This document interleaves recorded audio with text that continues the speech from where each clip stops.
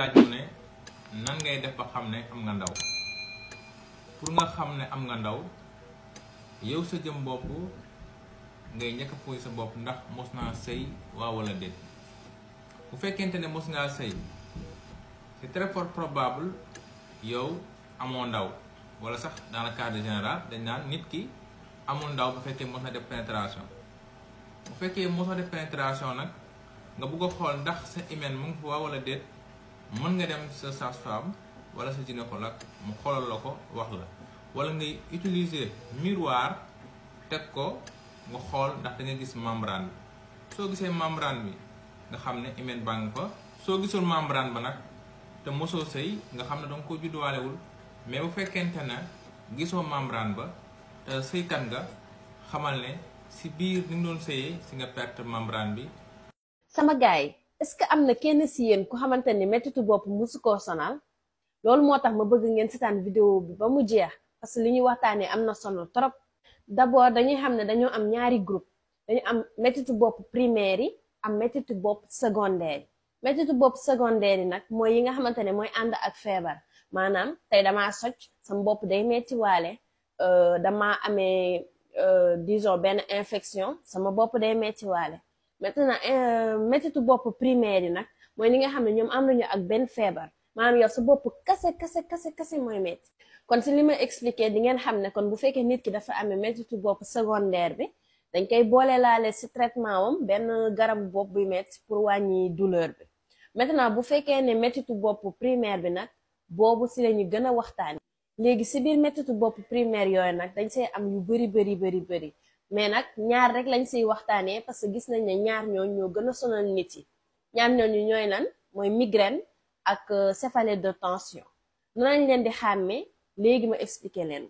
pour ni nga xamante ne moom la ñuy xàmmeewee migraine, déjà sa bopp buy metti benn côté bi kase mooy metti, benn côté bopp bi kase mooy metti. ba pare douleur bi ni nga ko yëgee c'est pulsatile, maanaam day mel ni dafay def nii tëkk comme sa xol ni muy battre, daa mel ni bu mettit bi tamit noonu lay def.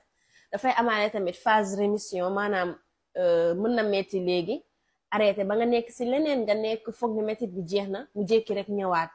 migraine dafay def loolu. wala tamit day amaale ay signes hypersensibilité, maanaam soit bruit bu fort nga mënul supporter, wala lumière bu fort nga mënul supporter. de ce fait ñi nga xam ne dañoo amee migraine ñoom tout le temps dañu bëgg di nekk seen néeg tëju, hors bruit hors lumière.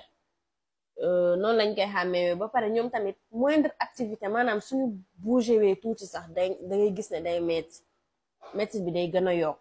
léegi su fekkee céphalée de tension, moom mettit bi ñaari côté bopp bi yëpp la, maanaam bopp bi yëpp mooy metti. ba pare day metti ba nga xam ne nit ki day mel ni dañoo jël boppam bi naj ko si benn bandeau tellement que boppam bi dafay metti. ba pare nit ki day seetluwaale tamit que dafay amaale ay mettitu yaram, ay mettitu ndigg, yooyu yëpp da koy seetluwaale suy am bopp buy metti boobu.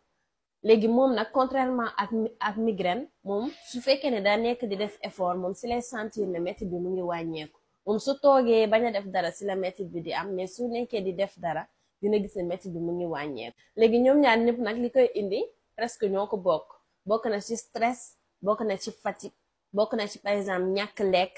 ak weeru koor gi di ñëw dina bëri ñu xamante ne seen bopp day metti, xëy na ñàkk lekk bi moo koy waral. mën na am tamit dañoo am ay problème mu bët, ñu war a takk ay lunettes takkuñu seeni lunettes. ñàkk def sport wala am benn activité physique booy def tamit da koy indi. wala tamit mauvaise alimentation, maanaam lekkin bu bon, lekkin boo xamante ne bëriwul ay ferñeent yi nga xam ne ñoo baax ci sa yaram. wala tamit ñi nga xamante ne dañuy naan café bu bëri, mën na leen ko jox. ñi nga xam ne ñu naan alcool bu bëri wala tux bu bëri aussi. si jigéen yi aussi des fois di ngeen am na ñoo xamante ne seen règle yi buy ñëw ba seen règle buy ñëw la seen bopp yi di metti, loolu yëpp mën na si nekk. pour traitement bi nag mën na bañ a nekk forcément que dangaa war a jël garab.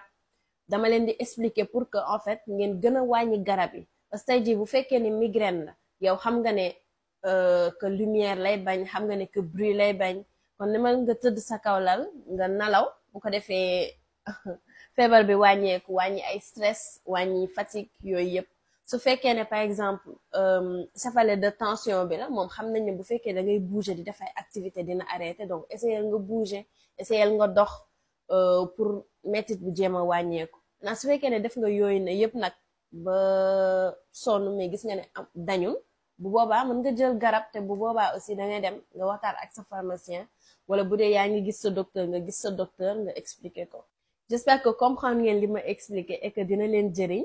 Bu leen fàttee abonné wu partager aussi pour que ñi nga xamante ne gisuñu ko ñu mën koo gis ak aussi m'écrire en commentaire su fekkee ne am ngeen ay feebar yoo xam ne bëgg ngeen ñu waxtaanee ko. Allez bisous. tey laaj mu ne 1 an de mariage su may sëy métti lay yëg maanaam day sëy lu tolloog at waaye du yëg plaisir métti lay yëg ci biir sëy bi loolu nag bëri na jigéen ñu mu dal waaye li ci gën a garaaw mooy seen jëkkër yëgu ko ñu ngi sëy ñu ngi am doom waaye duñ yëg plaisir loolu nag su amee dafa am lu war a mën a nekk ci gannaaw d'abord li ñu war a njëkk a xool mooy est-ce que ñaar ñi sëy ñoo xam ne la sëy nañ ci ginnaaw bañ bëggante ba pare ku nekk accepté sa morom ñu bëggante di sëy maanaam nekkul sëy boo xam dañ leen koo forcé nekkul sëy dox daje ñaar ñoo xam ne gisante nañ sëñ bi boole leen wala ñu gisante xëy na kii patriote la kii patriote ñu ne kat kii kat ñoo bokk gëm-gëm politique mën nañ sëy yooyu yëpp ay facteur la yoo xam ne bu fekkente nag ku nekk xamul jikkoom laataa ñuy sëy bëggante wuñ ci biir sëy ba mën a am jafe-jafe.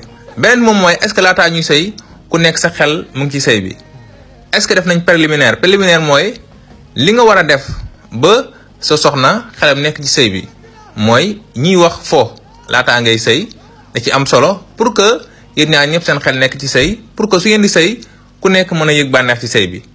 beneen bi mooy ndax moom kanamam mu ngi tooy bu fekkee kanamam duy tooy loolu dafa bokk ci liy tax mu yëg plaisir mën a utiliser ay gel lubrifiant intime yi nga xam dañ koy utiliser pour sa kanam di tooy.